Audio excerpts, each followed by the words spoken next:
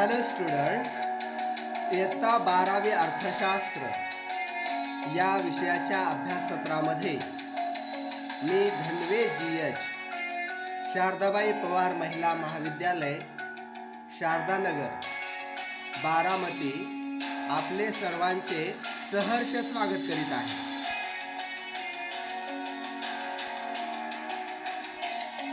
उपयोगिता विश्लेषण अर्थात युटिलिटी ॲनालिसिस यामध्ये आपण आतापर्यंत काय पाहिले याची थोडक्यामध्ये उजळणी घेऊयात आणि याच्यातला शेवटचा जो भाग आहे तो भाग आपण अभ्यासूया आणि हे प्रकरण संपवूया. प्रस्तावनेमध्ये आपण पाहिलं, दैनंदिन जीवन जगत असताना व्यक्ती जे वर्तन करते, जे आर्थिक वर्तन करते, आपल्या गरजा पूर्ण करत असताना व्यक्ती करत असलेल्या वर्तनाला आपण उपभोक्त्याचे वर्तन असं म्हटलेलं आहे. उपयोगिता ही संकल्पना आपण पाहिलेली आहे आणि या संकल्पनेची वैशिष्ट्ये आपण पाहिलेली आहे. वस्तूमध्ये असणारी मानवी गरज पूर्ण करण्याची शक्ती किंवा क्षमता याला आपण उपयोगिता असं म्हटलेलं आहे. उपयोगिता ही सापेक्ष संकल्पना आहे असं उपयोगितेच्या अनुषंगाने एक वैशिष्ट्य आपण पाहिलं. अर्थात सापेक्ष म्हणजे काय आहे तर बदलणारी संकल्पना आहे. उपयोगिता ही काय होते, बदलते. सापेक्ष संकल्पना आहे अर्थात उपयोगिता ही बदलणारी संकल्पना आहे. ती स्थळानुसार, काळानुसार, परिस्थितीनुसार बदलत जाते. उदाहरण पाहिलं होतं आपण, हिवाळ्याच्या दिवसामध्ये उबदार कपड्यांमध्ये उपयोगिता असते, उन्हाळ्याच्या दिवसामध्ये त्यामध्ये उपयोगिता असत नाही. म्हणजे इथं उपयोगिता काय झाली, काळानुसार बदलली. तशीच ती स्थळानुसार बदलते, तशीच ती परिस्थितीनुसार बदलते. याला आपण काय म्हटलेलं आहे, सापेक्ष संकल्पना. 2 नंबरचं वैशिष्ट्य आपण पाहिलं, उपयोगिता ही व्यक्तिनिष्ठ संकल्पना आहे. अर्थात उपयोगिता ही काय होते, व्यक्तिपरत्वे बदलते. एखाद्या व्यक्तीला एखाद्या वस्तूमध्ये उपयोगिता जाणवते, दुसऱ्या व्यक्तीला त्यामध्ये उपयोगिता जाणवेलच असं नाही. म्हणून उपयोगिता ही व्यक्तिपरत्वे बदलते. आपण दारुड्याचं उदाहरण घेतलेलं होतं. दारुड्याच्या दृष्टीने दारूमध्ये उपयोगिता असते, आपल्यासारख्या सर्वसामान्य व्यक्तीच्या दृष्टीने त्यामध्ये उपयोगिता असत नाही. म्हणजे उपयोगिता ही व्यक्तिनिष्ठ संकल्पना आहे. मानसशास्त्रीय संकल्पना असल्याने ती व्यक्तीची आवड निवड, त्या व्यक्तीची परिस्थिती, त्या व्यक्तीची व्यावसायिक परिस्थिती या सर्व बाबींचा परिणाम त्याच्या उपयोगितेवरती होत असतो. नैतिकदृष्ट्या तटस्थ हे एक उदाहरण वैशिष्ट्य आपण पाहिलेलं होतं. उपयोगिता ही नीती अनीती, चांगलं वाईट, योग्य अयोग्य या गोष्टींचा विचार करत नाही. मग उपयोगिता काय पाहते तर त्या वस्तूतून मानवाची गरज पूर्ण होते की नाही एवढंच पाहते. ती गरज पूर्ण करणं योग्य आहे, अयोग्य आहे, चांगलं आहे, वाईट आहे या बाबी पाहत बसत नाही. म्हणून उपयोगिता ही नैतिकदृष्ट्या काय आहे, तटस्थ आहे असं आपण म्हटलेलं आहे. पुढे आपण पाहिलं, उपयोगिता व उपयुक्तता यामध्ये फरक आहे. अर्थात उपयोगिता म्हणजे काय आहे आपल्याला माहिती आहे, आपण जाणतो ते वस्तूमध्ये असणारी मानवी गरज पूर्ण करण्याची शक्ती किंवा क्षमता म्हणजे काय आहे, उपयोगिता आहे. वस्तूमध्ये असणारी ही शक्ती आहे, क्षमता आहे, ज्याला आपण उपयोगिता म्हटलं. उपयुक्तता काय आहे तर वस्तूच्या वापरापासून मानवाचं होणारं हित किंवा कल्याण, त्याचं होणारं जे काही भलं आहे त्याला आपण काय म्हटलेलं आहे, उपयुक्तता. आणि एखाद्या वस्तूमध्ये उपयोगिता असेल तर उपयुक्तता असेल असं नाही किंवा असेलच असं नाही. असू शकते, असणार पण नाही. या ठिकाणी आपण दारूचं उदाहरण घेतलं होतं आणि दुधाचं उदाहरण घेतलं होतं. दुधामध्ये उपयोगिता आहे का तर निश्चितच आहे. दारूमध्ये उपयोगिता आहे का, निश्चितच आहे. दुधामध्ये उपयुक्तता आहे का, दुधामध्ये उपयुक्तता पण आहे, उपयोगिता पण आहे आणि उपयुक्तता पण आहे. पण दारूमध्ये मात्र काय नाही, उपयोगिता आहे पण उपयुक्तता नाही. म्हणून उपयोगिता आणि उपयुक्तता यामध्ये फरक आहे. आणि एखाद्या वस्तूमध्ये उपयोगिता असेल तर त्यामध्ये उपयुक्तता असेलच असं नाही. पुढचं वैशिष्ट्य आपण पाहिलेलं होतं, उपयोगिता आणि उपयुक्तता यामध्ये फरक आहे, तसं उपयोगिता आणि आनंद यामध्ये सुद्धा फरक आहे. म्हणजे आनंद मिळाला म्हणजे उपयोगिता असेल म्हणजे आनंद मिळेलच असं नाही, किंवा एखाद्या वस्तूचं आपण उपभोग घेतला, एखाद्या वस्तूचा आपण वापर केला तर आपल्याला आनंद होतोच असं नाही. उदाहरणार्थ, एखाद्या व्यक्तीला, आजारी व्यक्ती आहे तर त्याला इंजेक्शनमध्ये किंवा त्याला औषधांमध्ये, दारूमध्ये त्याच्या दृष्टीनं उपयोगिता असते. पण सर्वसामान्य व्यक्ती किंवा जी व्यक्ती निरोगी आहे, सुदृढ आहे, त्याच्या दृष्टीनं यामध्ये उपयोगिता असत नाही. इंजेक्शनमध्ये उपयोगिता असणार नाही, औषधांमध्ये उपयोगिता असणार नाही, दवा या वस्तूमध्ये उपयोगिता असणार नाही, कारण त्यामध्ये त्याला आनंद मिळेलच असं नाही. म्हणजे एखाद्या व्यक्तीला, आजारी व्यक्तीला जर आपण औषध दिलं तर त्याच्या दृष्टीनं उपयोगिता आहे, पण त्याला आनंद होतो का? तर निश्चितच त्याला त्यामध्ये आनंद होत नाही. त्याची गरज पूर्ण होते पण त्याला आनंद मात्र होत नाही, त्याला त्याचा त्रास होतो. पुढचं वैशिष्ट्य आपण पाहिलं, उपयोगिता व समाधान यामध्ये सुद्धा फरक आहे. या भिन्न बाबी आहेत. म्हणजे एखाद्या वस्तूपासून उपयोगिता मिळते आणि त्या वस्तूपासून समाधान पण मिळतं, पण ती नंतरची बाब आहे. म्हणजे उपयोगिता ही त्या वस्तूतली क्षमता आहे, तर समाधान हे त्या वस्तूचा उपभोग घेतल्यानंतर, वापर केल्यानंतर वस्तूच्या वापरातून मिळणारी ती जाणीव आहे, होणारं जे सुख आहे, मिळणारं जे समाधान आहे, ती नंतरची बाब आहे.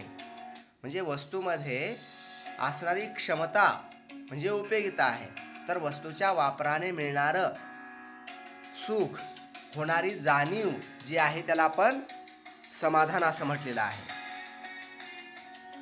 उपयोगिता ही संख्येमध्ये मोजता येत नाही, तिचं केवळ तात्विक वापर करावं लागतं. तात्विक दृष्ट्या ती सांगावी लागते की वाढते आहे बाबा, उपयोगिता कमी मिळते आहे, बरं वाटलं, छान वाटलं, आता काही बरं नाही वाटलं, आता काही चांगलं वाटत नाही, आता काही छान वाटत नाही, वगैरे वगैरे. याला आपण काय म्हटलेलं आहे, तात्विक मापन. म्हणजे उपयोगिता ही तात्विक मापन शक्य आहे, म्हणजे फक्त सांगणं शक्य आहे की उपयोगिता मिळते आहे, कमी मिळते आहे की जास्त मिळते आहे, पण प्रत्यक्ष तिचं आकड्यामध्ये किंवा अंकामध्ये मापन आपण करू शकत नाही. उदाहरण आपण पाहिलं होतं, एखाद्या व्यक्तीला आपण चपाती खाण्यासाठी दिली तर त्याच्यातून किती उपयोगिता मिळाली हे अंकामध्ये आपण सांगू शकणार नाही, पण चांगलं वाटलं, छान वाटलं एवढं ते सांगू शकते. याला आपण तात्विक मापन म्हटलेलं आहे. पुढचं वैशिष्ट्य आपण पाहिलं, उपयोगिता बहुपर्यायी आहे.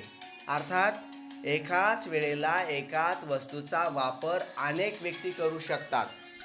याला आपण काय म्हटलेलं आहे, बहुपर्यायी असं म्हटलेलं आहे. उपयोगिता ही बहुपर्यायी आहे. याचा अर्थ एकाच वेळेला एकाच वस्तूचा वापर अनेक व्यक्ती करू शकतात, किंवा एक व्यक्ती एकाच वस्तूचा वापर वेगवेगळ्या कारणासाठी, अनेक कारणांसाठी करू शकते, अनेक गरजांच्या पूर्ततेसाठी करू शकते, म्हणून ती बहुपर्यायी आहे. उपयोगिता गरजेच्या तीव्रतेवर अवलंबून असते. अर्थात गरज जेवढी जास्त तीव्र तेवढी मिळणारी उपयोगिता ही काय असते, जास्त असते. गरज तीव्र मिळणारी उपयोगिता जास्त. गरजेची तीव्रता कमी, मिळणारी उपयोगिता सुद्धा कमी. असं म्हणजे एखाद्या तहानलेल्या व्यक्तीने जर पाणी पिलं तर त्याला प्रचंड उपयोगिता मिळेल, पण ज्याला तहान नाही त्याला जर आपण पाणी दिलं तर उपयोगिता त्याला कमी मिळेल. शेवटचं वैशिष्ट्य आपण उपयोगितेच्या अनुषंगाने पाहिलं होतं ते म्हणजे उपयोगिता हा मागणीचा आधार आहे. म्हणजे एखाद्या वस्तूमध्ये उपयोगिता आहे असं ज्यावेळेस म्हणतो त्याच वेळेस त्या वस्तूची मागणी केली जाते, इतर वेळेला त्या वस्तूची मागणी केली जाणार नाही. म्हणजे त्या व्यक्तीच्या दृष्टीने त्यामध्ये काय असले पाहिजे, उपयोगिता असली पाहिजे, तरच त्या वस्तूची मागणी केली जाते. याचं उदाहरण पाहायचं असेल तर पाहू शकतो. एखाद्या व्यक्तीच्या दृष्टीने समजा पुस्तकामध्ये उपयोगिता असते, पण अडाणी व्यक्तीच्या दृष्टीने पुस्तकामध्ये उपयोगिता असणार नाही, त्यामुळे अडाणी व्यक्ती पुस्तकाची मागणी करणार नाही. म्हणजे काय झालं इथं, मागणी कोणी केली पुस्तकाची, सुशिक्षित व्यक्तीने केली, कारण ती त्याची गरज आहे. म्हणजे उपयोगिता हा मागणीचा आधार आहे. याची वैशिष्ट्ये आपण पाहिली होती. अगदी थोडक्यामध्ये मी पटकन सांगून पुढे जातो आहे. सापेक्ष संकल्पना, व्यक्तिनिष्ठ संकल्पना, नैतिकदृष्ट्या तटस्थ, उपयोगिता व उपयुक्तता यामध्ये फरक आहे. उपयोगिता आणि आनंद यामध्ये फरक आहे. उपयोगिता व समाधान यात फरक आहे. उपयोगिता ही तात्विक मापन शक्य आहे, संख्यात्मक मापन शक्य नाही. उपयोगिता बहुपर्याय आहे. उपयोगिता गरजेच्या तीव्रतेवर अवलंबून असते.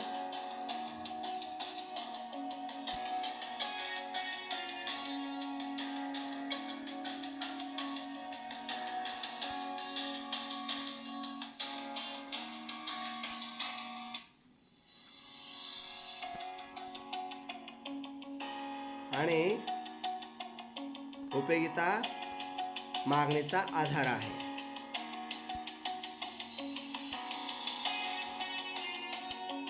जाऊया पुढे. आपण उपयोगितेचे प्रकार पाहिलेले होते. उपयोगितेचे वेगवेगळे प्रकार आहेत. या प्रकारांचा आपण विचार करूया. पाहिलेला भाग आहे, अगदी थोडक्यामध्ये मी सांगणार आहे. पहिला प्रकार आहे स्वरूप उपयोगिता किंवा रूप उपयोगिता.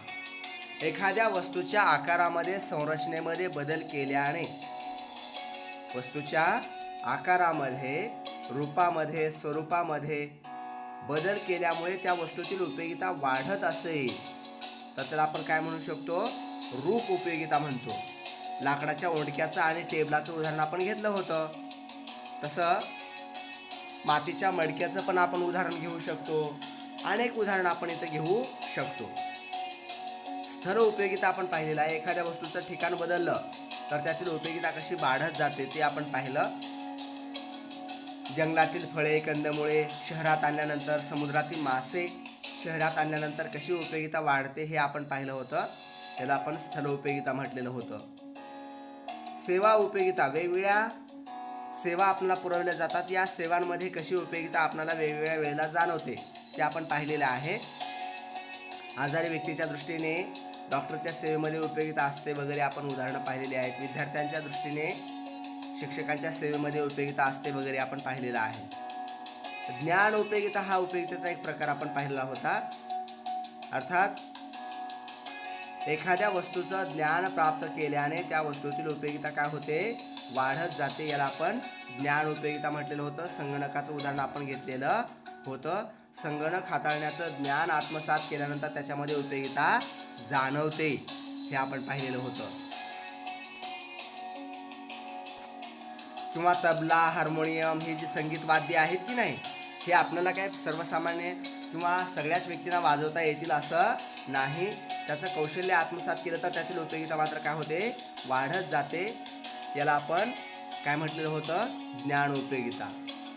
स्वामित्व उपयोगिता हा एक प्रकार आपण पाहिलेला होता. एखाद्या वस्तूचा मालकी हक्क बदलल्यामुळे, स्वामित्व बदलल्यामुळे त्या वस्तूतील उपयोगिता कशी बदलत जाते किंवा वाढत जाते याला आपण स्वामित्व उपयोगिता असं म्हटलेलं आहे. या ठिकाणी स्वामित्व याचा अर्थ मालकी हक्क आहे. ज्यावेळेस एखादी वस्तू विक्रेत्याकडून आपल्याकडे येते त्यावेळेस त्याची उपयोगिता काय होते, वाढते. याला आपण स्वामित्व उपयोगिता म्हटलेलं आहे. पुढचा जो प्रकार आहे तो आपण काल उपयोगिता हा एक प्रकार पाहिलेला होता. एखादी वस्तू एखाद्या विशिष्ट कालावधीमध्ये काय असते, उपयोगिता वाढते. जसं की उन्हाळ्यामध्ये आईस्क्रीम, थंड पेय याच्यामध्ये काय होते, उन्हाळ्यामध्ये प्रचंड उपयोगिता जाणवते, वाढते. याला आपण काय म्हटलेलं आहे, काल उपयोगिता. आणि या उपयोगितेची सर्व वैशिष्ट्ये आपण पाहिलेली आहेत. एकदा थोडक्यामध्ये परत एकदा सांगतो आणि पुढे जातो. रूप उपयोगिता, स्थल उपयोगिता, काल उपयोगिता, सेवा उपयोगिता, ज्ञान उपयोगिता आणि स्वामित्व उपयोगिता. याचं सूत्र आपण पाहिलं होतं. रूपस्थल काल ज्ञान स्वामित्व सेवा. रूपस्थल काल ज्ञान स्वामित्व सेवा हा मंत्र तुम्ही वारंवार घोकायचा आहे. रूपस्थल काल ज्ञान स्वामित्व सेवा असं. जाऊयात पुढे. उपयोगितेच्या संकल्पना आपण पुढे पाहिलेल्या होत्या. एकूण उपयोगिता आणि सीमांत उपयोगिता या दोन संकल्पना त्या आहेत. एकूण उपयोगिता म्हणजे काय, सीमांत उपयोगिता म्हणजे काय, त्यांच्या व्याख्या, त्या दोन्हीमध्ये असणारा परस्पर संबंध, त्याला इंग्लिशमध्ये काय म्हणायचं वगैरे वगैरे वगैरे वगैरे. त्याचं संक्षिप्त रूप आहे TU आणि MU. टोटल युटिलिटी आणि मार्जिनल युटिलिटी अशा दोन बाबी आपण पाहिलेल्या आहेत. त्याला अगदी थोडक्यामध्ये मी सांगतो आहे. एकूण उपयोगिता म्हणजे काय, तर उपभोक्त्याने सेवन केलेल्या सर्व नगांच्या उपभोगापासून मिळणाऱ्या उपयोगितांची बेरीज म्हणजे काय आहे, एकूण उपयोगिता आहे. थोडक्यात सर्व नगांपासून मिळणाऱ्या उपयोगितांच्या बेरजेला आपण एकूण उपयोगिता असे म्हटलेले आहे. समजा की उपभोक्त्याने 3 आंब्याचे नग सेवन केले. पहिल्यापासून 50, दुसऱ्यापासून 40, तिसऱ्यापासून 30 एवढी उपयोगिता मिळाली. एकूण उपयोगिता मिळाली 120. या पद्धतीने आपण उपयोगिता ही एकूण उपयोगिता आहे असं म्हणू शकतो. या ठिकाणी सूत्र घेण्यात आलेलं आहे. एकूण उपयोगिता बरोबर पहिल्या नगापासूनची उपयोगिता अधिक दुसऱ्या नगापासूनची उपयोगिता अधिक तिसऱ्या नगापासूनची उपयोगिता. याला काय म्हटलेलं आहे, एकूण उपयोगिता. 50 अधिक 40 अधिक 30 बरोबर 120 ही काही ही एकूण उपयोगिता आहे. त्याचं इंग्लिशमध्ये रूपांतरित सूत्र आपण पाहिलं होतं. TU is equal to MU1 plus MU2 plus MU3 dash dash dash MUN. म्हणजेच MU1 MU2 काय आहे, तर त्या वेळची ती सीमांत उपयोगिता आहे. प्रत्येक नग त्या वेळेला काय असतो, सीमांत नग असतो. त्याचं एक छान सूत्र आपण पाहिलं होतं आणखीन एक. TU is equal to summation MU. अर्थात समेशन म्हणजे काय आहे, ही बेरीज यासाठीचं सिम्बॉल आहे. सीमांत उपयोगितांची बेरीज. समेशन MU म्हणजे सीमांत उपयोगितांची बेरीज आणि TU म्हणजे काय आहे, एकूण उपयोगिता टोटल युटिलिटी आहे. पुढे आपण पाहिलं सीमांत उपयोगिता, मार्जिनल युटिलिटी आपण पाहिलं. काय आहे मार्जिनल युटिलिटी, तर उपभोक्त्याने सेवन केलेल्या अंतिम नगापासून शेवटच्या नगापासून सीमांत नगापासून जी काय उपयोगिता मिळते त्याला आपण सीमांत उपयोगिता असं म्हटलेलं आहे. किंवा जास्तीचा नग, शेवटचा नग, अंतिम नग, वाढीव नग काही म्हणू शकता तुम्ही. शेवटचा नग, अंतिम नग, वाढीव नग, सीमांत नग या नगापासून मिळणारी जी काही उपयोगिता आहे त्याला आपण सीमांत उपयोगिता म्हणतो. प्रत्येक नगापासूनच्या उपयोगितेला सुद्धा आपण सीमांत उपयोगिता म्हणू शकतो, कारण त्या वेळेला तो काय असतो, त्या वेळेचा तो सीमांत नग असतो. ठीक आहे, जाऊया पुढे. सीमांत उपयोगितेचं सूत्र आपण पाहिलं होतं. MU is equal to TUN minus TUN into bracket N minus 1. सूत्र पद्धतीचं लक्षात घ्या. MUN is equal to TUN minus TUN into bracket N minus 1. या ठिकाणी MUN काय आहे, TUN काय आहे आणि TUN मायनस 1 काय आहे आपण पाहिलेलं आहे. पुढे जातोय आपण. एक उदाहरण घेऊन आपण या संकल्पना समजून घेतलेल्या होत्या उदाहरणाच्या साहाय्याने. मी उदाहरण परत एकदा सांगतो वाटलंच तर.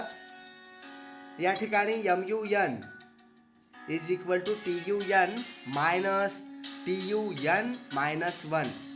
तर TUN समजा की 100 आहे. TUN किती आहे, 100. TUN मायनस 1 किती आहे, 90. मग TUN म्हणजे 100, TUN into bracket N minus 1 90. मग सीमांत उपयोगिता आली MUN आली 10. या पद्धतीने आपण सीमांत उपयोगिता मोजू शकतो. तक्त्याच्या साहाय्याने आणि आकृतीच्या साहाय्याने एकूण उपयोगिता आणि सीमांत उपयोगिता यांच्यातला संबंध आपल्याला पाहायचा आहे. समजा की गणेश या व्यक्तीला आपण आंब्याचे नग सेवन करण्यासाठी दिलेले आहेत आणि याला आंब्याचे नग सेवन करण्यासाठी दिलेले असताना त्याला उपयोगिता, एकूण उपयोगिता आणि सीमांत उपयोगिता कशी मिळते ते आपण पाहूया. तर या ठिकाणी गणेश या व्यक्तीला आपण आंब्याचे नग सेवन करण्यासाठी दिले असता त्याला सीमांत उपयोगिता कशी मिळते ते पाहूया. समजा की गणेशला आपण पहिला नग दिला, तर गणेशला पहिल्या नगापासून मिळणारी सीमांत उपयोगिता ही किती आहे? 50 आहे. अर्थात त्यावेळेला गरजेची तीव्रता ही जास्त होती आणि त्यामुळे पहिल्या नगाच्या ठिकाणी त्याला सीमांत उपयोगिता 50 एवढी मिळाली. दुसऱ्या नगाच्या ठिकाणी त्याला 40 एवढी उपयोगिता मिळालेली आहे. अर्थात गरज इथं कमी झालेली आहे, गरजेची तीव्रता कमी झालेली आहे. आणि गरजेची तीव्रता कमी झाली की त्यापासून मिळणारी उपयोगिता सुद्धा काय होते?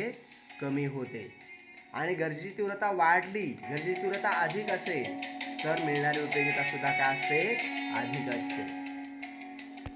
म्हणजे इथं तिसऱ्या नगापासून सीमांत उपयोगिता 30 मिळाली, चौथ्यापासून 20, पाचव्यापासून 10, सहाव्यापासून 0 आणि सातव्यापासून मायनस झालेली आहे. -10 एवढी सीमांत उपयोगिता मिळालेली आहे. या ठिकाणी एकूण उपयोगिता आपण पाहूयात. त्या सीमांत उपयोगितांची ही काय आहे? बेरीज आहे. तेच नग आपण फक्त प्लस प्लस प्लस प्लस करत गेलेलो आहोत.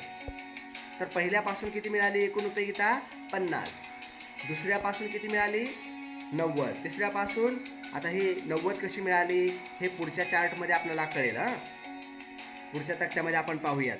तिसऱ्यापासून किती मिळाली? 120. चौथ्यापासून 140, पाचव्यापासून 150, सहाव्यापासून 150 आणि सातव्यापासून मात्र 140. हा पहा सविस्तर तक्ता आला इथं. पहिल्यापासून 50, दुसऱ्यापासून 90. 90 कशी आली?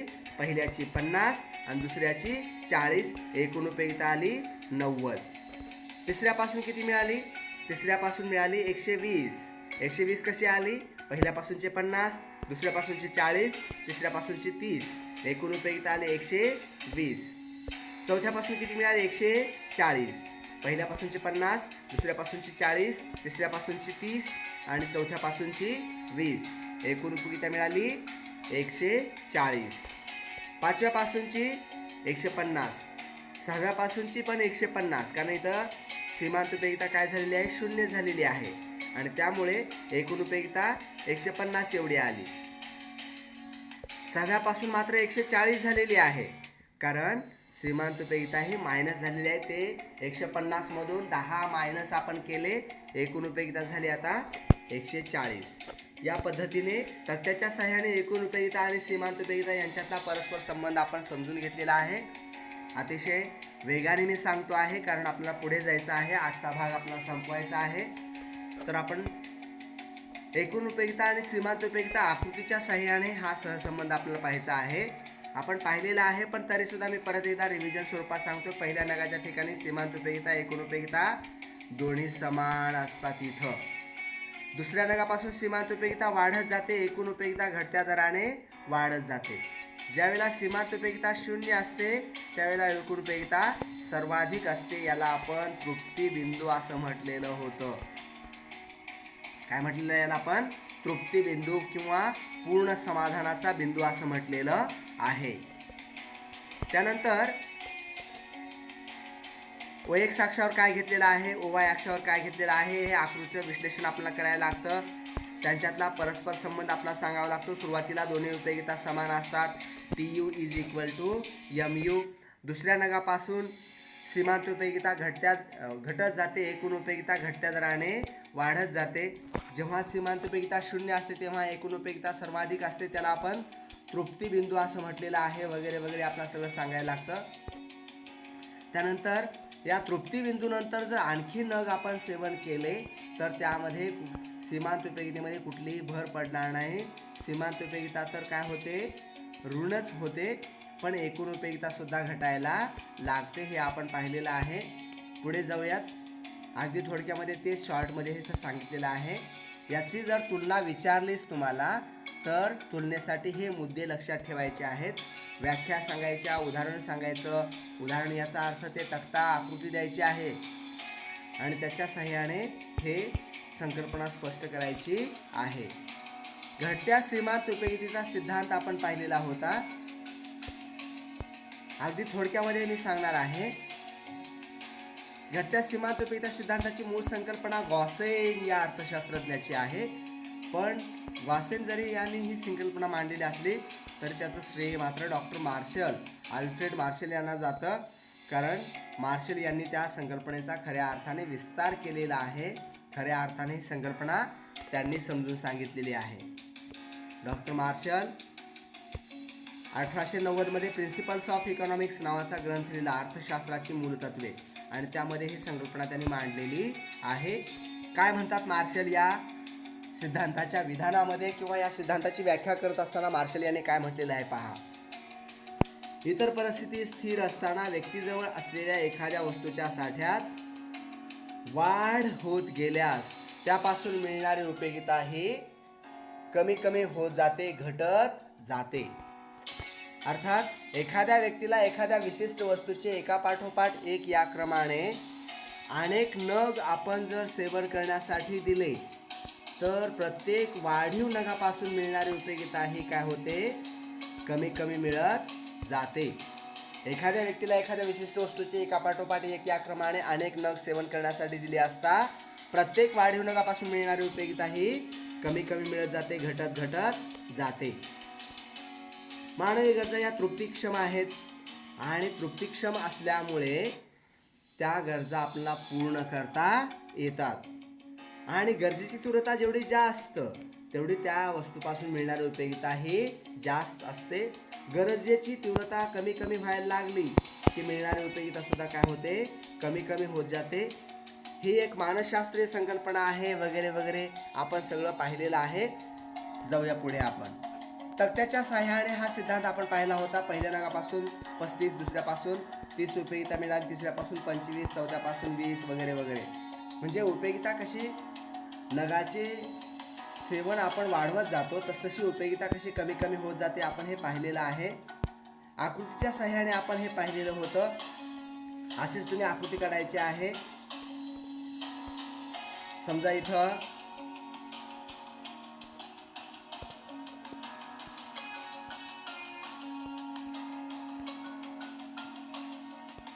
हा काय आहे, OX अक्ष आहे, हा OY अक्ष आहे. OY अक्षावर आपण काय घेतलेलं आहे, सीमांत उपयोगिता घेतलेली आहे. OX अक्षावर आपण काय घेतलेलं आहे, वस्तूंचे नग घेतलेले आहेत. इथं आंबे आपण घेतलेले आहेत आणि आंब्यांचे नग आपण OX अक्षावर घेतलेले आहेत. आणि हा सीमांत उपयोगितेचा वक्र आलेला आहे ऋणात्मक उताराचा. ठीक आहे. इथं पहिल्या नगापासून किती उपयोगिता मिळाली, 35. दुसऱ्यापासून किती उपयोगिता मिळाली, 30. तिसऱ्यापासून किती उपयोगिता मिळाली, 25. चौथ्यापासून किती उपयोगिता मिळाली, 20. हे असं तुम्ही आकृती काढायची आहे. आणि इथं 0 सीमांत उपयोगिता दाखवायची आहे इथं अशा पद्धतीनं, आणि त्यानंतर मायनस उपयोगिता दाखवायची आहे. आकृतीचं स्पष्टीकरण करावं लागतं, कोणत्या अक्षावर काय घेतलेलं आहे वगैरे वगैरे, आहे की नाही. के बिंदू हा पूर्ण समाधानाचा बिंदू होता, तृप्ती बिंदू होता, आपण पाहिलेला आहे. आता आपण या सिद्धांताची गृहीतके पाहणार आहोत, कारण सिद्धांत म्हटलं की गृहीतके, विशेषतः सूक्ष्म अर्थशास्त्रातले जे काही सिद्धांत आहेत त्या सिद्धांतासाठी गृहीतके हे सांगावीच लागतात. गृहीतकांशिवाय सिद्धांत पूर्ण होऊ शकत नाही. म्हणून आपण एखादा सिद्धांत विचारल्यानंतर त्यांची गृहीतके, त्याचा उल्लेख करणं, ते गृहीतके स्पष्ट करणं गरजेचं असतं. आपण या ठिकाणी पहिलं गृहीतक पाहतो आहोत, विवेकशीलता. अर्थात उपभोक्ता हा विवेकी आहे, सर्वसामान्य आहे असं म्हटलेलं आहे किंवा असं गृहीतक घेतलेलं आहे. कारण असं गृहीतक का घ्यावं लागतं, कारण अनेक माणसं वेडी असतात, अनेक माणसं चमत्कारिक असतात. दारुड्यांचं प्रमाण किती वाढलेलं आहे हे आपण जाणतो, आहे की नाही. आणि त्यामुळे समाजामध्ये सर्वच व्यक्ती विवेकशील असतील, सर्वसामान्य असतील असं नव्हे. आणि म्हणून व्यक्ती हा वेडा, चमत्कारिक, दारुड्या, व्यसनी असणार नाही, तर तो सर्वसामान्य असणार आहे, एक विवेकी असणार आहे. हे गृहीतक घेतलेलं आहे. त्यानंतर आपण पुढचं गृहीतक घेतलेलं आहे ते म्हणजे संख्यात्मक मापन. उपयोगितेचं संख्यात्मक मापन, अंकात्मक मापन करता येतं. 30, 20 काय उपयोगिता मिळालेली आहे ती अशी मोजता येते असं म्हटलेलं आहे. पण वास्तव परिस्थिती काय आहे, उपयोगिता ही एक मानसशास्त्रीय संकल्पना आहे, ती अंकामध्ये मोजता येत नाही, पण इथं मोजता येते असं आपण काय केलेलं आहे, गृहीतक घेतलेलं आहे.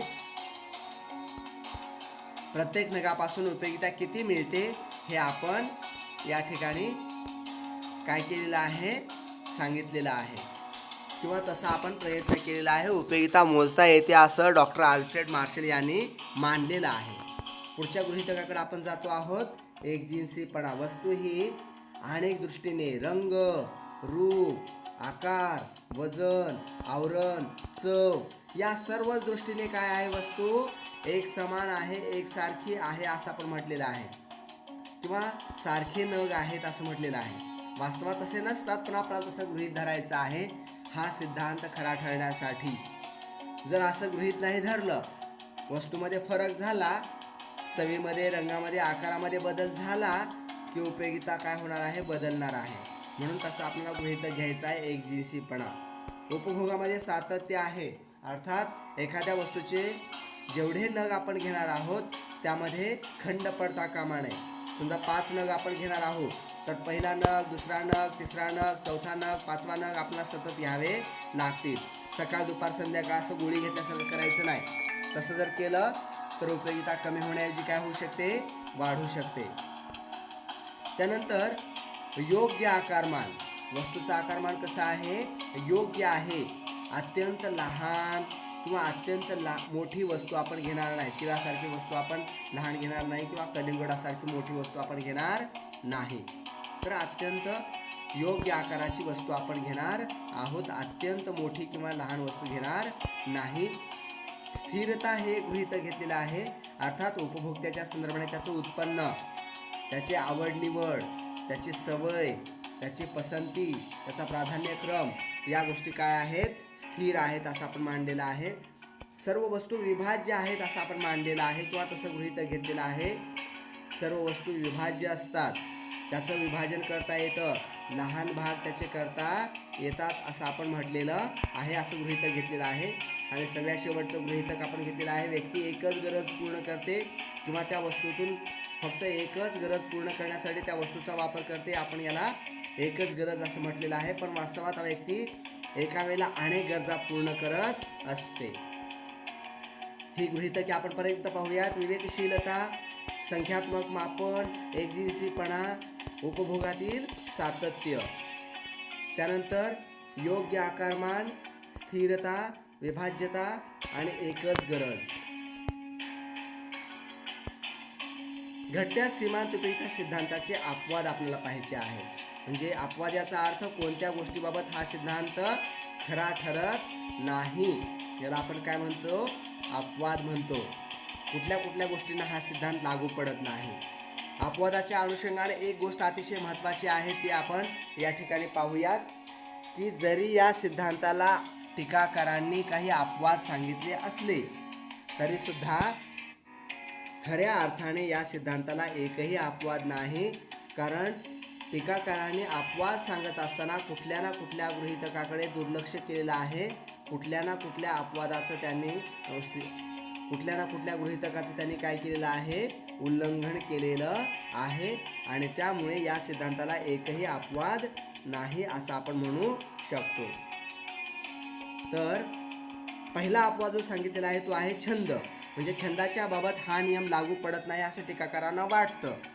कारण छंदिष्ट व्यक्तीला त्याने जे काही छंद जडलेला आहे त्या वस्तूचे अनेक नग जर दिले तर त्याचा मिळणारी उपयोगिताही वाढत जाते वगैरे. पण त्यांनी काय केलेलं आहे, टीकाकारांनी इथं एकजिन्सीपणा आणि उपभोगातील सातत्य या बाबीकडे काय केलेलं आहे, दुर्लक्ष केलेलं आहे. उपभोग, सातत्य आणि एकजिन्सीपणा याकडे काय केलेलं आहे, दुर्लक्ष केलेलं आहे. या गृहीतकांचं त्यांनी उल्लंघन केलेलं आहे. त्यानंतर पुढचं गृहीतक जे आहे ते आहे कंजूस व्यक्ती. व्यक्ती कंजूस असते, त्या व्यक्तीच्या बाबत हा नियम लागू पडत नाही किंवा हा सिद्धांत खरा ठरत नाही असं टीकाकारांना वाटतं. पण ही टीका करत असताना किंवा हे अपवाद सांगत असताना त्यांनी काय केलेलं आहे, या ठिकाणी विवेकशीलता या गृहीतकाकडे दुर्लक्ष केलेलं आहे. कंजूस व्यक्ती ही विवेकी नसते, सर्वसामान्य नसते, ती अपसामान्य असते. चांगल्या वाईटाचा विचार त्याच्या कंजूसपणामुळे त्याला करता येत नाही.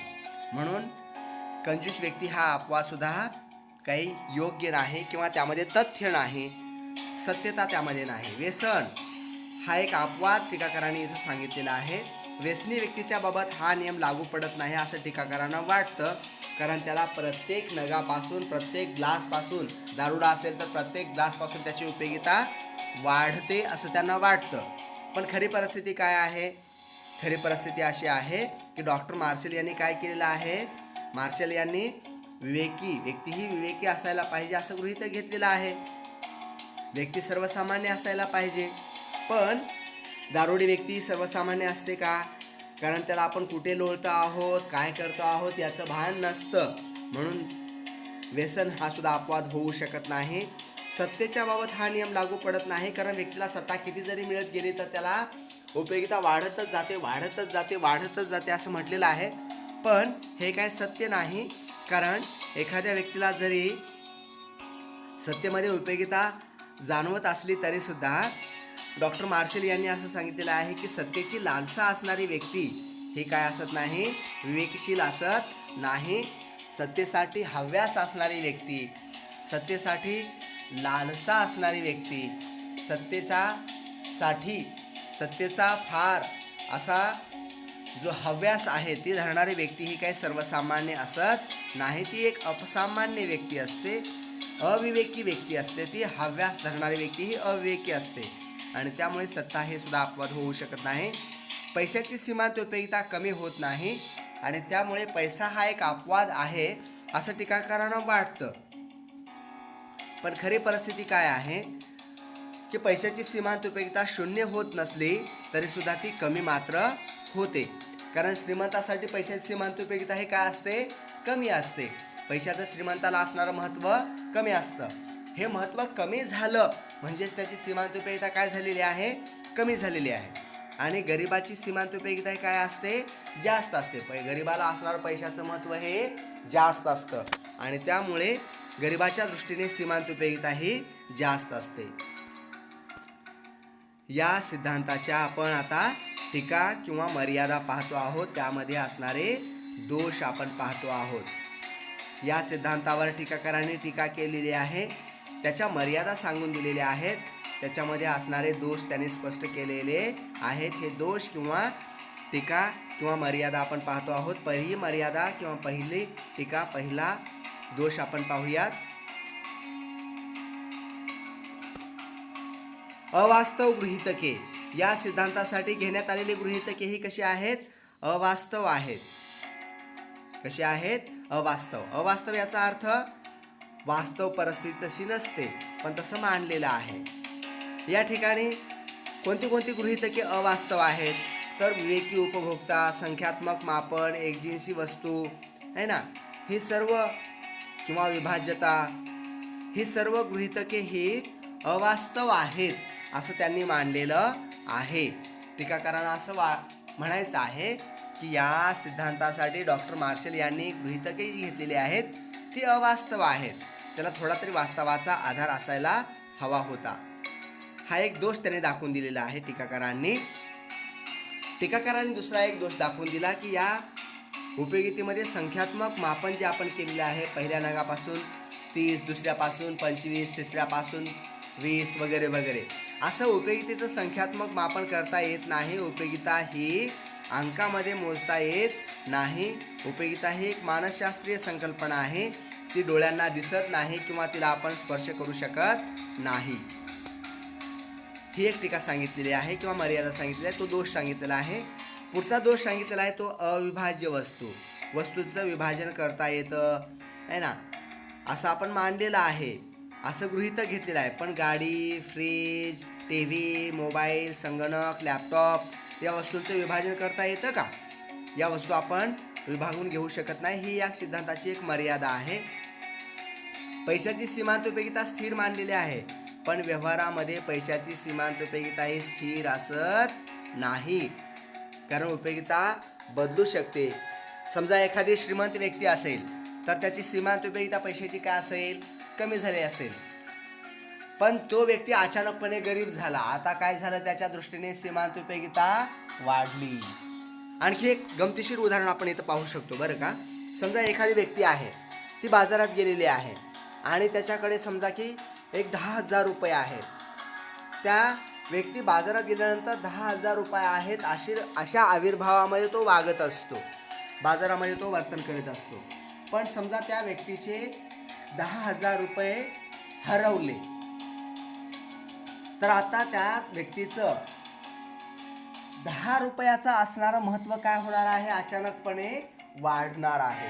म्हणजे इथं 10,000 रुपये असताना त्या व्यक्तीला 10 रुपयाचं महत्त्व कमी होतं, पण आता काय झालं, महत्त्व अचानकपणे वाढलं. म्हणजे इथं पैशाची मालमत्ता स्थिर आहे का, महत्त्व स्थिर आहे का, नाही. तर इथं महत्त्व काय होत जातं, बदलत जातं.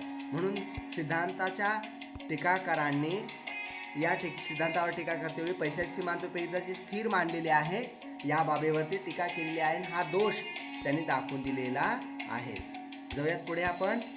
एकच गरज किंवा व्यक्ती एकच गरज पूर्ण करते, त्या वस्तूचा वापर एकाच कारणासाठी होतो, एकच गरज त्या वस्तूतून पूर्ण होते असं आपण गृहीत घेतलेलं आहे. पण वास्तव परिस्थिती अशी आहे की व्यक्ती एका वेळेला एकच गरज पूर्ण करत नाही किंवा एका वेळेला व्यक्ती एकाच वस्तूचा वापर करत नसते. व्यक्ती एका वेळेला अनेक वस्तूंचा उपभोग घेत असते, त्या वस्तूचा वापर अनेक कारणासाठी करत असते. वस्तू विविध उपयोगी असतात. वस्तू कशा असतात, विविध उपयोगी असतात. एकच वस्तू अनेक कारणासाठी आपण वापरू शकतो. जसं की वीज आहे, विजेसारखी वस्तू, दूध आहे, दुधासारखी वस्तू आपण अनेक कारणांसाठी वापरू शकतो. त्यातून एकच गरज पूर्ण होते का, नाही.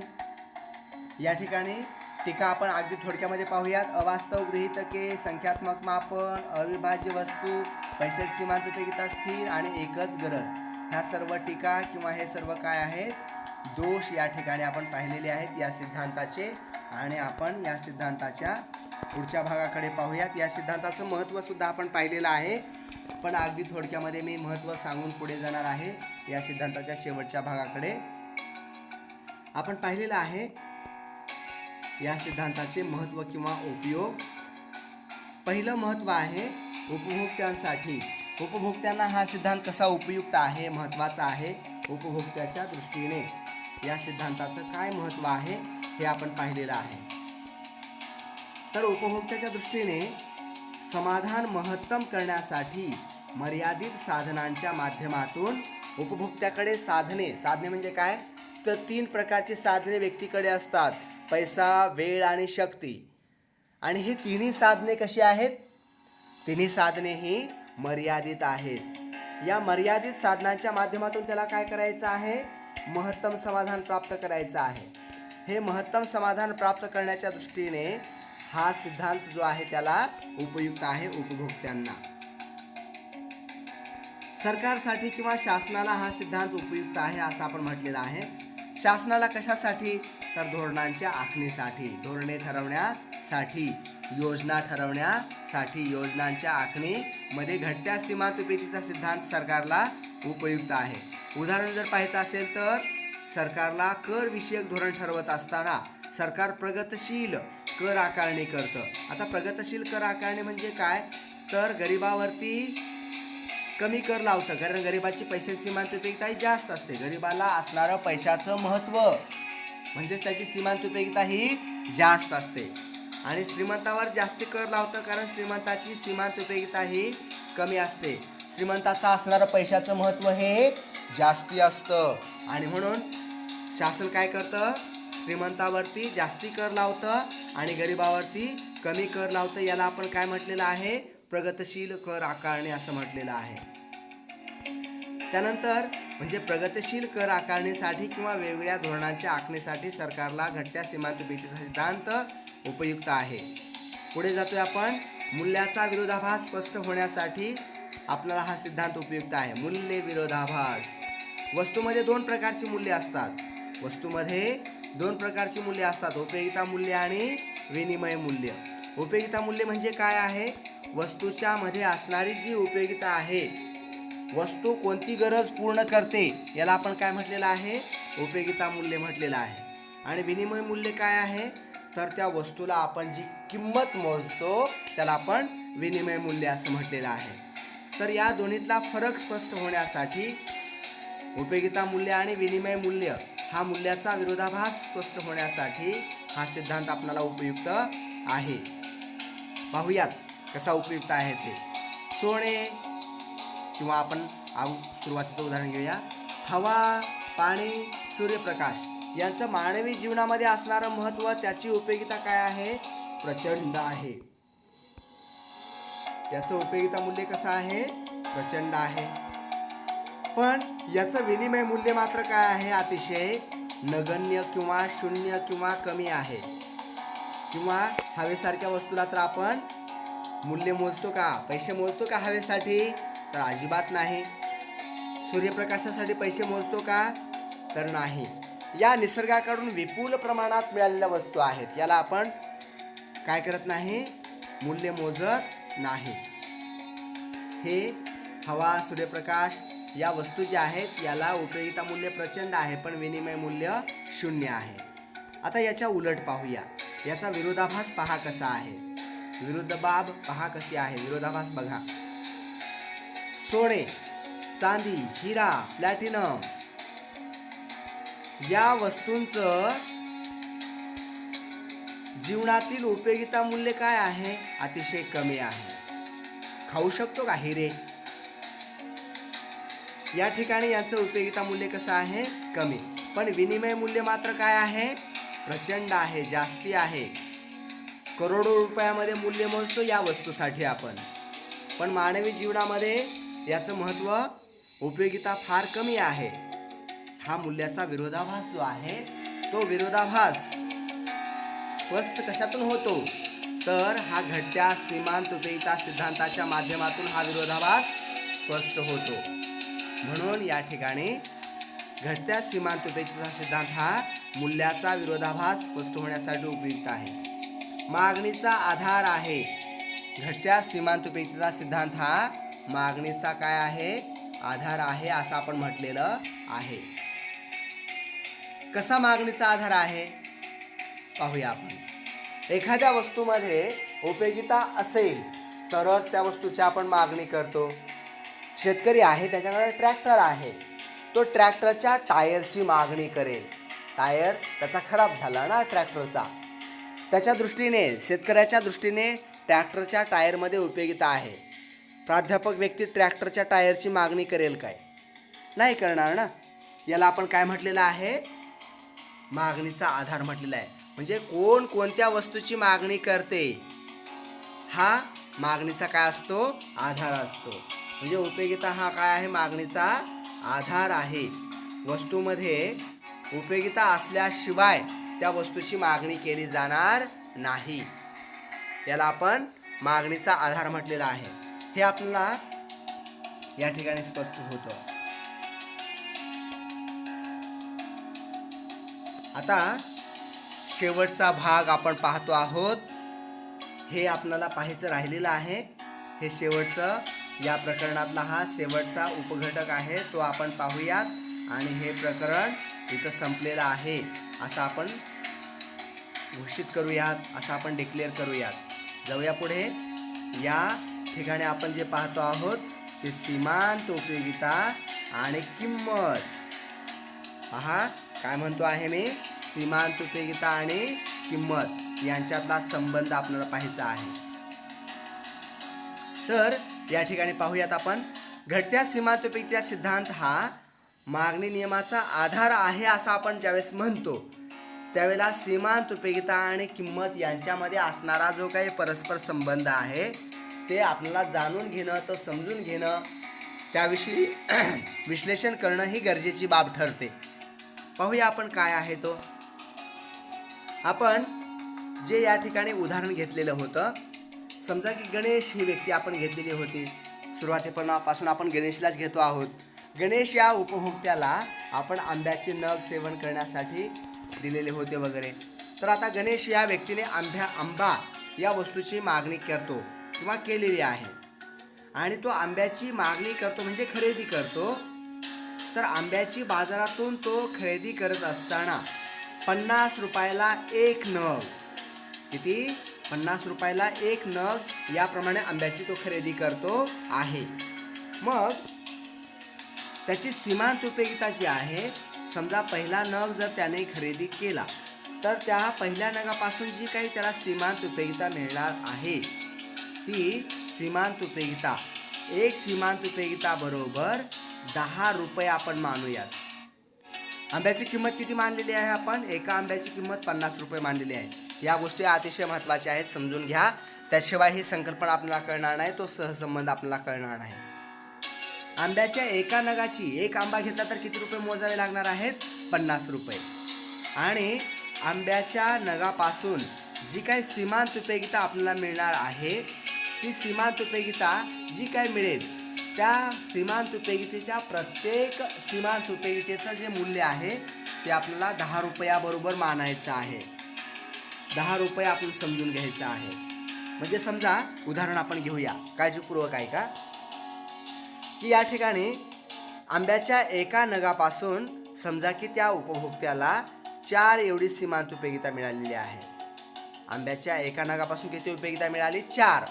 आता एका उपयोगितेची उपयोगिता 4 मिळालेली आहे. 1 2 3 4. तर या एका उपयोगितेची जी काही मूल्य आपण घेतलेलं आहे ते 10 रुपये घेतलेलं आहे. म्हणजे एका उपयोगितेच्या मूल्याला, एका उपयोगितेच्या युनिटला 10 रुपये, ह्या युनिटला 10 रुपये, ह्या युनिटला 10 रुपये, ह्या युनिटला 10 रुपये असं आपण मांडलेलं आहे. तर एकूण उपयोगिता किती झाली मग इथं? तर या ठिकाणी 40 ही काय झाली? त्याचं मूल्य झालं. या पद्धतीने आपण आता तक्ता घेऊया. तक्ता घ्यायला हरकत नाही. आता समजा पहिला नग, गणेशने पहिला नग घेतलेला आहे आणि गणेशला पहिल्या नगापासून जी सीमांत उपयोगिता मिळालेली आहे ती 10 एवढी आहे. मग 10 रुपये किंवा 10 ही काय त्याची सीमांत उपयोगिता आहे. आता ही 10 ही सीमांत उपयोगिता आणि एका उपयोगितेसाठी आपण किती मानलेलं आहे? 10 रुपये मानलेलं आहे. मग 10 गुणिले 10 किती झालं? तर सीमांत उपयोगितेचं मूल्य झालं इथं 100 रुपये किंवा 100 ही सीमांत उपयोगिता झाली. ठीक आहे. म्हणजे सीमांत उपयोगिता गुणिले किंमत याचं जे काही मूल्य झालं ते किती झालं? 100 एवढं झालं.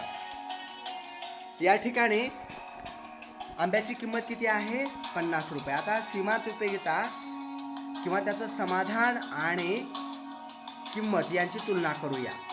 इथं सीमांत उपयोगिता किती मिळालेली आहे? 100 आणि किंमत किती आहे? 50. म्हणजे इथं काय आहे? सीमांत उपयोगिता ही जास्त आहे. कशापेक्षा? वस्तूच्या किमतीपेक्षा. 10 रुपये किंमत आहे की नाही?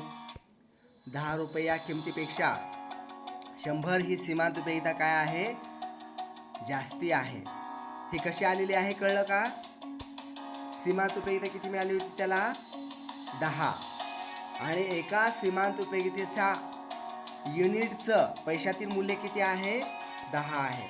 मग 10 गुणिले 10, 10 ही सीमांत उपयोगिता आणि एका युनिटला 10 रुपयाने आपण गुणलं तर 10 गुणिले 10 बरोबर किती आलं? 100 रुपये. म्हणजे 100 एवढी सीमांत उपयोगिता मिळाली.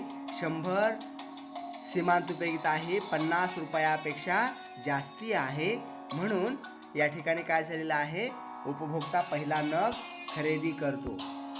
आता तो दुसरा नग खरेदी करतो त्यावेळेस त्याला 8 एवढी उपयोगिता मिळते.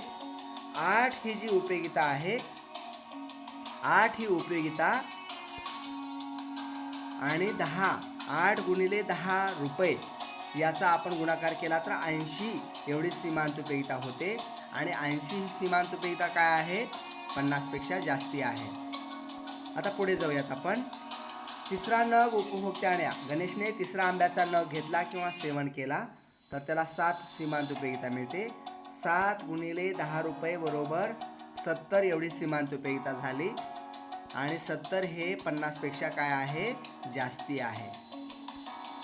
पुढे जाऊयात आपण. चौथा नग गणेशने घेतला तर चौथ्या नगापासून 5 एवढी सीमांत उपयोगिता मिळालेली आहे. 5 एवढी सीमांत उपयोगिता गुणिले 10 रुपये बरोबर 50 झालं. 50 ही आंब्याची किंमत आहे. सीमांत उपयोगिता पण 50 आणि रुपये किंमत पण 50. द्यावी लागणारी किंमत पण 50 आहे आणि सीमांत उपयोगिता पण 50 आहे. या ठिकाणी दोन्ही काय झालेलं आहे, समानता आलेली आहे. आणि त्यानंतर 6वा नग घेतला तर 6व्या नगापासून त्याला किती उपयोगिता मिळालेली आहे, 5वा नग घेतलेला आहे, थोडीशी घाई झाली बरं का. 5व्या नगापासून 3 एवढी उपयोगिता मिळालेली आहे. 3 गुणिले 10 बरोबर 30 एवढी सीमांत उपयोगिता झाली. 30 ही सीमांत उपयोगिता 50 या रुपयापेक्षा किंवा त्याच्या किमतीपेक्षा काय आहे, कमी आहे. म्हणजे 50 हे जास्ती आहे आणि 30 हे कमी आहे. म्हणजे सीमांत उपयोगिता कमी आणि द्यावी लागणारी किंमत ही जास्त. इथं एक आणखीन हे समजून घेऊया. दुसरं उदाहरण मी तुम्हाला सांगतो. समजा आपण बाजारात गेलो आणि बाजारात गेल्यानंतर आपल्याला केळी घ्यायची आहे. केळी या वस्तूची आपण किंमत विचारली आणि त्या केळी विक्रेत्याने आपल्याला केळी सांगितली 100 रुपये डझन, तर आपण ती केळी घेणार नाही. वेगळं आणखीन उदाहरण घेऊया. समजा आपण बाजारात गेलो आणि बाजारातून आपल्याला नोटबुक घ्यायची आहे. आपण नोटबुकची किंमत विचारली तर त्या विक्रेत्याने सांगितली 1000 रुपये किंमत. नोटबुकची किंमत 1000 रुपये आहे. आपण घेऊ का? नाही घेणार. का नाही घेणार? कारण नोटबुक या मधून आपल्याला जी काही उपयोगिता मिळणार आहे, जे समाधान मिळणार आहे ते कमी असणार आहे आणि 1000 रुपये ही जी आपण त्याला किंमत मोजणार आहोत ती कमी आहे. म्हणजे इथं तुम्ही एक उपभोक्ता म्हणून काय विचार केला, त्या वस्तूला द्यावी लागणारी किंमत आणि त्या वस्तूपासून मिळणारी उपयोगिता यांची तुलना केली. आणि तुलना केल्यानंतर तुम्हाला काय जाणवलं आहे? तुम्हाला असं जाणवलं आहे की नोटबुकमधून मिळणारी उपयोगिता कमी आहे आणि आपण जे मोजतो आहोत 1000 रुपये ते जास्ती आहे. बघा किती शहाणपणाने वागता तुम्ही, आहे की नाही? म्हणजे तुम्ही 1000 रुपये नोटबुकला देत नाही, म्हणजे आपण काय आहोत? विवेकी आहोत, आहे की नाही? तर या ठिकाणी एक विवेकी उपभोक्ता काय करतो पहा, समजून घ्या आता. एक विवेकी उपभोक्ता काय करतो, तर 3रा नग घेणार नाही, 5वा नग घेणार नाही. का घेणार नाही?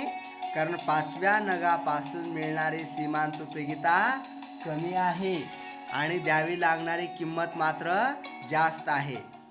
जसं की तुम्हाला एक नोटबुकमधून जेवढी काही उपयोगिता मिळणार आहे ती उपयोगिता कमी आहे आणि नोटबुकला 1000 रुपये जे आपण मोजणार आहोत ते जास्ती आहेत. आणखी एक गमतीशीर उदाहरण आपण पाहूयात. समजा सोनं आहे, सोन्याचा एक दागिना आहे आणि तो 10 तोळ्याचा दागिना आहे आणि 10 तोळ्याच्या दागिन्यासाठी तुम्ही किंमत विचारली तर त्या दुकानदाराने, चंदूकाकाने सांगितली की या दागिन्याची किंमत आहे 50 रुपये. घेऊ की नाही घेणार? निश्चितपणे घेऊ की नाही? म्हणजे त्या वस्तूपासून मिळणारी उपयोगिता ही जास्ती आहे आणि द्यावी लागणारी किंमत मात्र अतिशय कमी आहे. म्हणजे उपभोक्ता काय करतो, मला काय सांगायचं आहे समजून घ्या. मला सांगायचं आहे एवढंच की उपभोक्ता नेहमी, एक विवेकी उपभोक्ता नेहमी त्या वस्तूला द्यावी लागणारी किंमत आणि त्या वस्तूपासून मिळणारी उपयोगिता यांची तुलना करत असतो आणि त्या तुलनेमध्ये त्या उपभोक्त्याला जर मिळणारी सीमांत उपयोगिता जास्ती मिळत असेल आणि त्याला द्यावी लागणारी किंमत जर कमी असेल तर तो त्या वस्तूची खरेदी करतो, त्या वस्तूची मागणी करतो. आता आपल्या मूळ मुद्द्याकडे वळूया. आपण 5व्या नगाविषयी जाणून घेत होतो की नाही? तर 5व्या नगाच्या ठिकाणी सीमांत उपयोगिता 3 आहे. 5व्या नगाच्या ठिकाणी सीमांत उपयोगिता किती आहे? 3. हा 5वा नग सीमांत उपयोगिता किती आहे? 3. आणि या 5व्या नगाच्या सीमांत उपयोगितेच्या त्याला आपण 10ने गुणल्यानंतर 30 एवढी सीमांत उपयोगिता मिळालेली आहे आणि द्यावी लागणारी किंमत 50 एवढी आहे. म्हणजे या ठिकाणी सीमांत उपयोगिता ही कमी आणि द्यावी लागणारी किंमत मात्र जास्त आहे. म्हणजे एक विवेकी उपभोक्ता या नगाची मागणी करणार नाही किंवा 5वा नग खरेदी करणार नाही, 5व्या नगाची मागणी करणार नाही. 6वा नग सुद्धा तो मागणी करणार नाही, कारण 6व्या नगापासून सीमांत उपयोगिता 1 मिळालेली आहे. 1 गुणिले 10 बरोबर 10 एवढी सीमांत उपयोगिता झालेली आहे आणि त्यामुळे तो 50 हे जास्ती रुपये आहेत, 50 रुपये जास्ती आहेत आणि सीमांत उपयोगिता मात्र कमी आहे, 10 आहे. म्हणून एक विवेकी उपभोक्ता पहिला नग घेईल, दुसरा नग घेईल, तिसरा नग पण घेईल आणि त्याच्या पुढे जाऊन तो चौथा नग सुद्धा घेईल, पण तो 5वा आणि 6वा नग मात्र घेणार नाही. या ठिकाणी तेच मी परत एकदा सांगतो आहे. समजा की या ठिकाणी गणेश हा उपभोक्ता आंब्याचे सलगपणे सेवन करत आहे किंवा तो आंबा ही वस्तू खरेदी करत आहे, घेत आहे. वाढीव नगापासून त्याची सीमांत उपयोगिता ही काय होत आहे, घटत जात आहे. जसं की पहिल्या नगापासून 10, दुसऱ्या नगापासून 8, तिसऱ्या नगापासून 7 याप्रमाणे. पहिल्या 3 नगापासून मिळणारी सीमांत उपयोगिता ही आंब्याच्या बाजार किमतीपेक्षा जास्त आहे. बघा काय म्हणालो मी, तक्त्याकडे गेल्यानंतर तुम्हाला कळेल. पहिल्या 3 नगापासून मिळणारी जी सीमांत उपयोगिता आहे 100, 80, 70 ही बाजार किमतीपेक्षा काय आहे, अधिक आहे असं मला म्हणायचं आहे. कळतं काय म्हणतोय मी? या 3 नगांची सीमांत उपयोगिता ही काय आहे, पहिल्या 3 नगापासून मिळणारी सीमांत उपयोगिता ही बाजार किमतीपेक्षा काय आहे, जास्ती आहे. अर्थात पहिल्या दुसऱ्या नगापासून 80 आणि पहिल्यापासून 100, दुसऱ्यापासून 80 आणि तिसऱ्यापासून 70 आहे. म्हणून याला काय म्हटलेलं आहे, marginal utility of yam is greater than price of yam. आता इथं यम म्हणजे काय आहे समजून घ्या. हां, यम म्हणजे मँगोसाठी वापरलेला आहे. म्हणजे आंबा या वस्तूची सीमांत उपयोगिता ही काय आहे, जास्ती आहे. कशापेक्षा जास्ती आहे ती, आंब्याच्या किमतीपेक्षा. कशी जास्त आहे, 100, 80, 70, 50पेक्षा जास्ती आहेत की नाहीत. 50 हे काय आहे, मार्जिनल युटिलिटी ऑफ मँगो किती आहे, 100, 80, 70 हे काय आहे, मार्जिनल युटिलिटी ऑफ मँगो 100, 80, 70 काय आहे, मार्जिनल युटिलिटी ऑफ मँगो. आणि PM काय आहे, PM म्हणजे प्राईम मिनिस्टर नव्हे. PM याचा अर्थ आहे प्राइस ऑफ मँगो. PM म्हणजे काय आहे, प्राइस ऑफ मँगो. आंब्याची जी काही किंमत आहे ती आंब्याची किंमत आणि आंब्याची सीमांत उपयोगिता याची तुलना केली असता पहिल्या 3 नगाच्या ठिकाणी आंब्याची किंमत ही काय आहे, कमी आहे आणि आंब्याला मिळणारी सीमांत उपयोगिता मात्र जास्ती आहे. म्हणून एक उपभोक्ता काय करतो, पहिले 3 नग खरेदी करतो. जाऊया पुढे आपण. चौथ्या नगाच्या ठिकाणी बाजार किंमत आणि सीमांत उपयोगिता समान आहे असं म्हटलेलं आहे. Marginal utility of mango is equal to price of mango. काय म्हणतो मी, लक्षात येते आहे का, marginal utility of mango is equal to price of mango. तेच इथं मी मराठीमध्ये काय म्हटलं, चौथ्या नगाच्या ठिकाणी काय आहे, बाजार किंमत price of mango is equal to marginal utility of mango, सीमांत उपयोगिता. कशाची, आंब्याची सीमांत उपयोगिता आणि आंब्याची बाजार किंमत किंवा आंब्याची किंमत काय आहे, समान आहे. 50 इज इक्वल टू 50 असं आलं होतं. तक्त्याकडे जाऊया ना आपण. इथं पहा, कितव्या नगाच्या ठिकाणी, चौथ्या नगाच्या ठिकाणी म्हणालो होतो आपण. चौथ्या नगाच्या ठिकाणी सीमांत उपयोगिता किती आहे, 50 आणि किंमत किती आहे, आंब्याची किंमत आहे 50. म्हणून या ठिकाणी काय म्हटलेलं आहे, price of mango is equal to marginal utility of mango. आंब्याची सीमांत उपयोगिता आणि आंब्याची किंमत समान आहे असं म्हटलेलं आहे. सुरुवातीला सीमांत उपयोगिता ही बाजार किमतीपेक्षा जास्त असण्याचे कारण काय आहे ते कारण जाणून घ्या. गरजेची तीव्रता, सुरुवातीला गरज काय होती, जास्ती तीव्र होती आणि त्यामुळे मिळणारी सीमांत उपयोगिता काय होती, जास्ती होती. सुरुवातीला सीमांत उपयोगिता ही बाजार किमतीपेक्षा काय जास्त आहे, कारण गरजेची तीव्रता काय होती, जास्ती होती. उपभोक्ता जसजसे नग सेवन वाढवत जातो किंवा खरेदी वाढवत जातो, गणेश आंब्याचे नग वाढवत जातो, आंब्याची खरेदी वाढवत जातो, तसतशी गरजेची तीव्रता काय होत जाते, कमी कमी होत जाते. गरजेची तीव्रता कमी होत जाते आणि त्यामुळे सीमांत उपयोगिता सुद्धा काय होत जाते, कमी होत जाते. गरजेची तीव्रता कमी, सीमांत उपयोगिता कमी, या पद्धतीने. उपभोक्ता नगांचे सेवन किंवा नगांची खरेदी हे चौथ्या नगापर्यंत करू शकतो, आहे की नाही. चौथ्या नगाच्या ठिकाणी सीमांत उपयोगिता आणि दिलेली किंमत काय आहे, समान आहे. 50 बरोबर 50. म्हणजे चौथ्या नगापर्यंत तो काय करत जातो, खरेदी करत जातो. इथं हा चौथा नग आहे ना, इथपर्यंत तो खरेदी करतो. चौथ्या नगानंतर पाचवा नग आणि सहावा नग तो खरेदी करणार नाही. का खरेदी करणार नाही आपण पाहूया. उपभोक्ता चौथ्या नगापर्यंत काय करतो, खरेदी करतो. कारण चौथ्या नगाच्या ठिकाणी काय झालेलं आहे, सीमांत उपयोगिता आणि किंमत समान झालेली आहे. पाचव्या आणि सहाव्या नगाच्या बाबत मात्र तो खरेदी करणार नाही किंवा ते न घेण्याचा विचार करणार नाही. कारण या ठिकाणी सीमांत उपयोगिता कमी आणि द्यावी लागणारी किंमत मात्र जास्त आहे.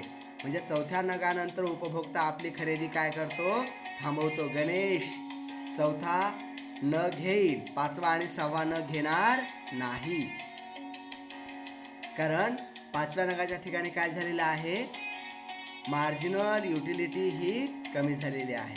पहा आता, उपभोक्ता आपल्या इच्छेनुसार वस्तूंचा उपभोग किंवा खरेदी करत असतो तेव्हा त्याची किमतीपेक्षा ती उपयोगिता काय असते, जास्ती असते. MUM is greater than PM. म्हणजेच marginal utility of mango is greater than price of mango. यालाच काय म्हटलेलं आहे, सीमांत पूर्व नग असं म्हटलेलं आहे. लक्षात घ्या हे.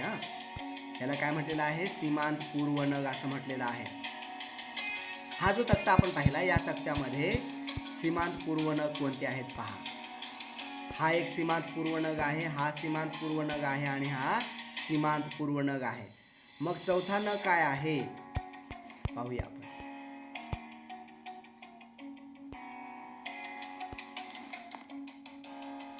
या ठिकाणी 1, 2 आणि 3 हे काय आहेत, सीमांत पूर्व नग आहेत. मग चौथा नग काय आहे, सीमांत नग आहे. शेवटचा नग आपण म्हणूया त्याला. ज्या ठिकाणी, कारण तो 4च नग खरेदी करणार आहे. कुठला तरी शहाणा व्यक्ती पाचवा आणि सहावा नग खरेदी करेल का, खरेदी करणार नाही ना. म्हणून चौथा नग हा त्याचा सीमांत नग असणार आहे, शेवटचा नग असणार आहे. कारण चौथ्या नगाच्या ठिकाणी सीमांत उपयोगिता आणि किंमत काय झालेली आहे, समान झालेली आहे. 50 बरोबर 50 झालेली आहे. म्हणून एक शहाणा व्यक्ती चौथ्या नगापर्यंत खरेदी करेल, पण तो पाचवा आणि सहावा नग खरेदी करणार नाही. म्हणून चौथा नग हा काय मानलेला आहे, सीमांत नग मानलेला आहे. तिथपर्यंत तो खरेदी करतो. पुढील नगांच्या बाबत म्हणजे पाचव्या आणि सहाव्या नगांच्या बाबत सीमांत उपयोगिता कमी आणि किंमत मात्र जास्ती आहे. सीमांत उपयोगिता काय आहे, कमी आहे आणि किंमत मात्र जास्ती आहे. किती आहे सीमांत उपयोगिता, 30 आणि 10. म्हणजे पाचव्या आणि सहाव्या नगाच्या ठिकाणी सीमांत उपयोगिता काय आहे, कमी आहे.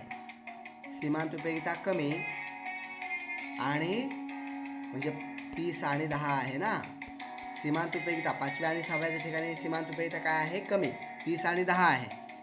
आणि त्यामुळे एक विवेकी उपभोक्ता, एक शहाणा व्यक्ती, सर्वसामान्य व्यक्ती काय करणार नाही, या सीमांत नगाच्या नंतरचे जे काय नग आहेत, चौथ्या नगाच्या नंतरचे ते सीमांतोत्तर नग आहेत. सीमांतोत्तर नग तो खरेदी करणार नाही. हे पाचवा आणि सहावा नग हा किंवा चौथ्या नगानंतरचे जेवढे नग असतील ते पाचवा असेल, सहावा असेल, सातवा असेल, 10वा असेल, 1000वा असेल, तर सीमांतोत्तर नग आहेत ते. आणि हे सीमांतोत्तर नग तो खरेदी करणार नाही, त्याची ती इच्छा असणार नाही. अशा प्रकारे जेव्हा सीमांत उपयोगिता आणि किंमत समान असते तेव्हा तो एक विवेकी उपभोक्ता, एक शहाणपण असणारा व्यक्ती, सर्वसामान्य उपभोक्ता व्यक्ती समतोल साध्य करतो, समतोलात येतो, त्याला महत्तम समाधान मिळतं. अशा प्रकारे आपण यांचा सहसंबंध पाहिलेला आहे. कशाचा सहसंबंध आपण पाहिलेला आहे? तो सहसंबंध होता सीमांत उपयोगिता आणि किंमत यांचा. तर या ठिकाणी विद्यार्थिनी मित्र आणि मैत्रिणींनो, या ठिकाणी आपण अतिशय चांगल्या प्रकारे हे प्रकरण पूर्ण केलेलं आहे. मला खात्री आहे की आपल्याला हे प्रकरण खूप छान समजलं आहे. तुम्ही हे प्रकरण एन्जॉय केलेलं आहे. अतिशय छान प्रकरण होतं. महाराष्ट्र राज्य माध्यमिक आणि उच्च माध्यमिक शिक्षण मंडळाने जे दुसरं प्रकरण आपल्याला ठेवलेलं होतं उपयोगिता विश्लेषण, हे या ठिकाणी आपण संपवलेलं आहे.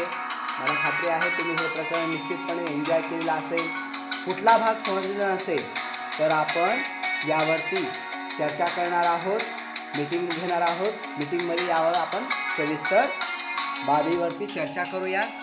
धन्यवाद, थँक्यू, आभारी आहे. भेटूया उद्याच्या मीटिंगमध्ये.